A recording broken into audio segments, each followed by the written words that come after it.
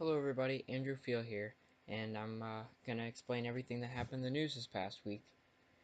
I'm sorry for not reporting this earlier. I meant to, but this is where a good amount of free time is during the weekend, and it helps to capture some of the things that happen later in the week as well. The biggest thing was, of course, the midterms we've been waiting for, and is the most important midterms, I think, in our lifetimes. I won't say most important election, that's probably 2020. But the results were Republicans slightly won the governor's races. They won more governor's races, and they kept hold of the Senate. But a big win for Democrats was that they won the House, and that's big because that can put some check finally on Donald Trump, and where because Congress is usually silent about that, and now finally someone will put a check on him, and checks and balances is there again. So it was a big win for Democrats. And then Matt Whitaker replaces Jeff Sessions. Jeff Sessions, I think Trump told Jeff Sessions to resign, and that's very bad news because he, Whitaker could now fire Mueller. I don't know if that would happen, and I hope it wouldn't happen because Mueller should be close to being done soon with his uh, Russia probe, see if they interfered in our election, and yeah, so it's kind of worrying, but we'll see how it plays out. And also with that, Trump said that he didn't know Whitaker, so that's just Trump in a nutshell, I guess. Things are very bad for California right now. There was a California shooting at Thousand Oaks, or 12 people are dead, including an officer, at a bar earlier in the week. And I'm very sorry to the victims, and I'm sorry that things like this keep happening.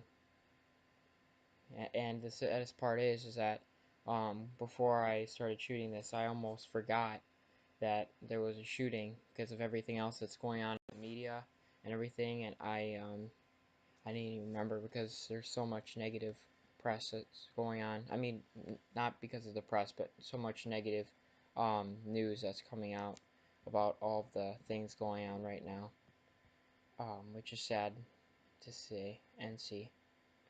With the wildfires, now it's wildfire season for California again, and 200,000 had to flee their homes, 25 dead, millions in danger, immediate danger of the fire as the fire keeps on spreading, and prayers to all of the survivors in California, and I hope that you get out safely, and your families get out safely, and that you guys can recover. Meanwhile, President Trump blamed California for the fire, and instead of saying prayers to the victims, he just didn't care about the people and just said it was California's fault. And thankfully, the president of the firemen, like the chairman, told him off in a great letter. Um, seeing that a lot lately, and that's a good thing. So, um, onward and upward. We next have, oh yeah, Trump blasted a couple different reporters. He blasted CNN, of course, and he blasted a black reporter saying that she asked stupid questions. The biggest thing was, besides midterms, was Trump visiting France because all of the world leaders were coming to France for the 100th anniversary of World War I ending, and for Veterans Day weekend.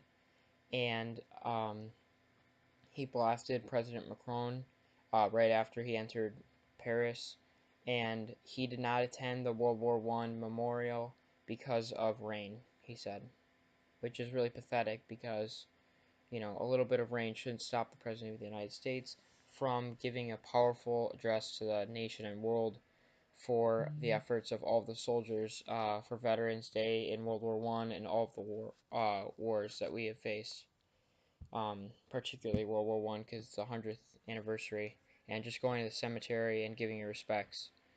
So that's disgusting, and thankfully people are lashed out at that, like, um, criticizing it and saying it's wrong because all of the other leaders stepped up and went out there. And President Trudeau was so funny.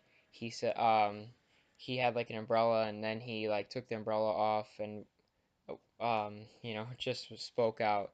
That's kind of criticizing Trump, saying he didn't need an umbrella or anything, and he could just stand the rain because it's too important to miss.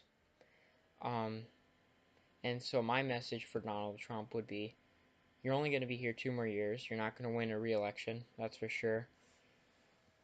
Well, it's not for sure, but I sure hope so.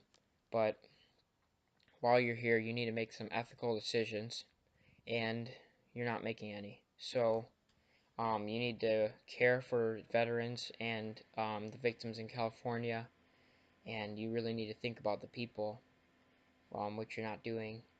And of course, he just cares about his hair and his looks, um, but you can't do that. Having the role that you have, it's not a reality show. It's a nation that you're leading, and you need to look up to the other leaders that are there in those countries, whether it be the leader of Germany, England, France, doesn't matter. Just look up at those leaders besides Putin, okay? Just look up at the real leaders and see what is going on and how they are leading the people the right way, okay? And so yeah, happy Veterans Day. Please be respectful to all the veterans and thank them for their service. And yeah, have a good rest of your weekend.